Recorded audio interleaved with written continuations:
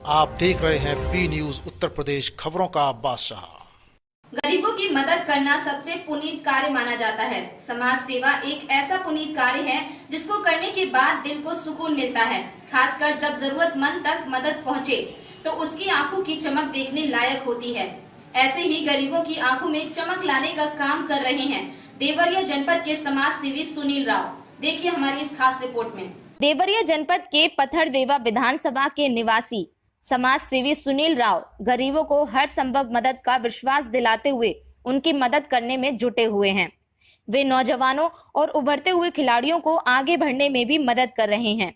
समाज सेवा के साथ ही वे आम जनमानस के साथ सामाजिक कार्य कर रहे हैं, जिसका जीता जागता उदाहरण है रामपुर कारखाना थाना क्षेत्र में पड़ने वाले हेतिमपुर पुलिस चौकी का पूर्ण निर्माण कराया गया।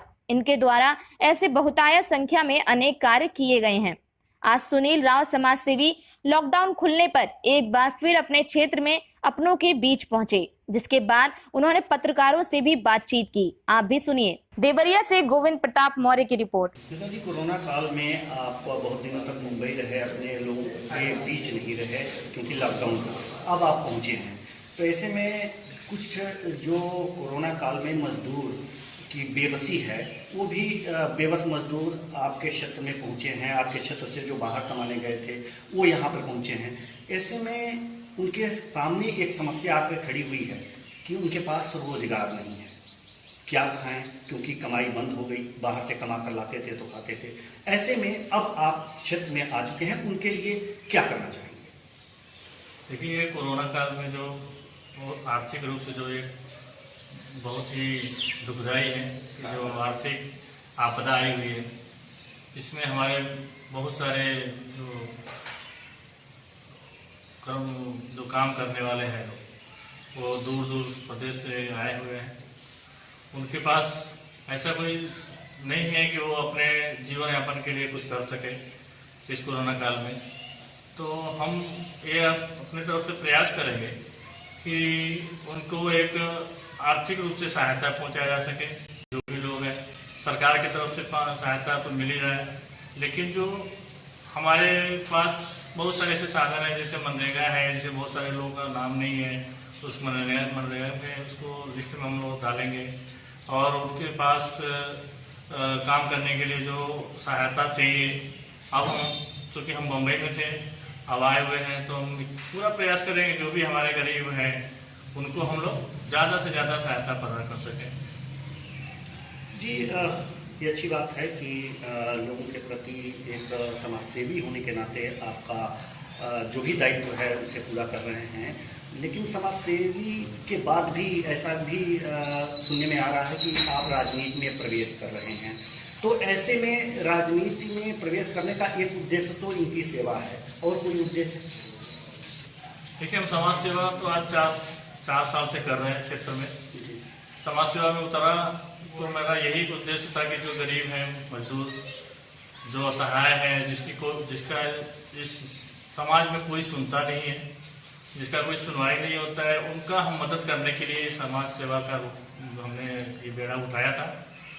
और इनका हम हमेशा जो भी शादी हो, कोई गरीब परिवार में लड़की का, गरीब परिवार का कोई मृत्यु हो जाता है उसमें, और कोई पढ़ाई लिखाई, उसमें सब हमारे तरफ से मदद पहुंचता है पूरे क्षेत्र में।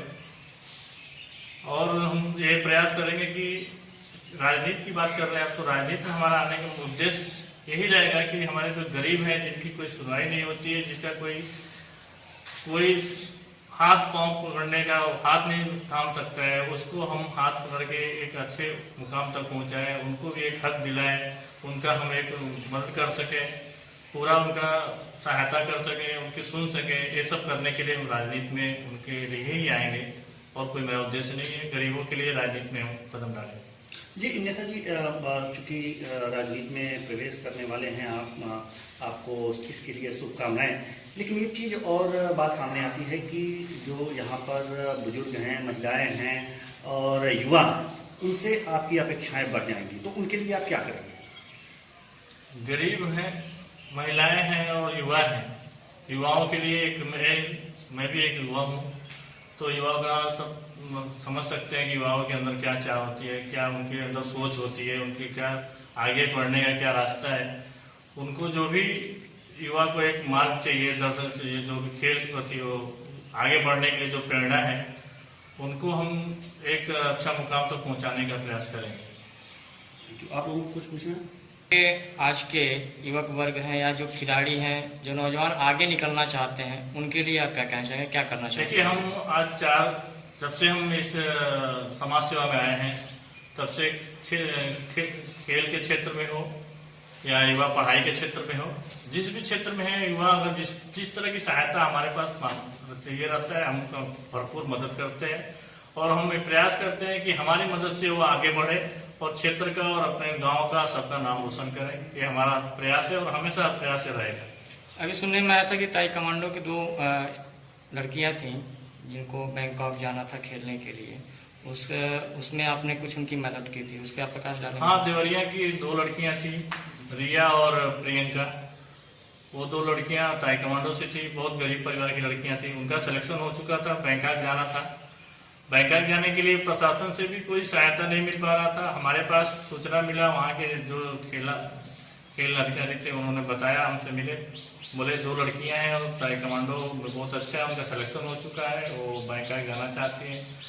तो हमने उनको यहाँ से लेके बैंकॉक तक जाने का सारा खर्चा हमने दिया और वो लड़कियां ने अपने जिले का नहीं, पूरे प्रदेश का नहीं, पूरे देश का नाम रोशन करके गोल्ड मेडल जीत के आई। ये हमारे लिए गर्व की बात है। ये आपके विधानसभा, जब पथरदेवा विधानसभा से आप राजनीतिक क्षेत्र में आ रहे हैं, यहाँ एकमात्र उद्योग था चीनी उद्योग, बैतालपुर शुगर फैक्ट्री थी, वो इस समय बंद है, जिससे किसान भी परेशान है, उसमें जो काम करते थे वो कर्मचारी भी परेशान है। तो क्या इसके विषय में आप क्या सोच है कि आप किस तरीके से शुगर फैक्ट्री को पुनः चलाने के लिए क्या कर सकते हैं? हाँ, जो बैतालपुर शुगर फैक्ट्री है उससे हमारे हजारों नहीं लाखों किसानों का जो है उससे बहुत दिक्कत महसूस होता है। वो जो फैक्ट्री बंद हो चुकी है, हम प्रयास करेंगे, नहीं पूरा कोशिश करेंगे कि उस शुगर फैक्ट्री को पुनः चलाया जाए, ताकि हमारे जो गरीब किसान हैं जो गन्ना का खेती करते हैं उनको पूरा पुरानी तरह से अपने जो भी गन्ने हैं आसानी से वहाँ दिया जाए और उनको सहायता प्रदान हो सके। चुनाव बहुत नजदीक है, मुद्दे क्या होंगे चुनाव के आते? किस मुद्दे पे चुनाव लड़ रहे हैं? हमारे पास मुद्दे गरीब के लिए हैं, गरीबों का सहायता करना, जो युवा है उनको सपोर्ट करना और हमारे जो क्षेत्र का विकास नहीं हुआ है, कैसे करेंगे उस क्षेत्र का विकास हम अपने माध्यम से करेंगे। रोजगार सृजित नहीं हो रहा है, इस संबंध में क्या करेंगे? देखिए, पूर्वांचल से रोजगार विलुप्त होता जा रहा है। उसका एक ही कारण है कि हमारे क्षेत्रों में कोई ऐसा व्यवसाय का साधन नहीं है जहाँ पे हमारे जो भाई हैं गरीब है वहाँ पे जाके काम कर सके। तो हम लोग ये प्रयास करेंगे कि ज्यादा से ज्यादा रोजगार, जैसे उद्योग जगत में है, फैक्ट्री हो चाहे कुछ शुगर मिल और बढ़ाया जा सके, कोई कारखाना हो, उसको डाला जा सके। और डालने के बाद जब उसको डालेंगे तो हमारे क्षेत्र के लोगों को ज्यादा से ज्यादा रोजगार मिलेगा। ये हमारा प्रयास रहेगा। ठीक है, धन्यवाद।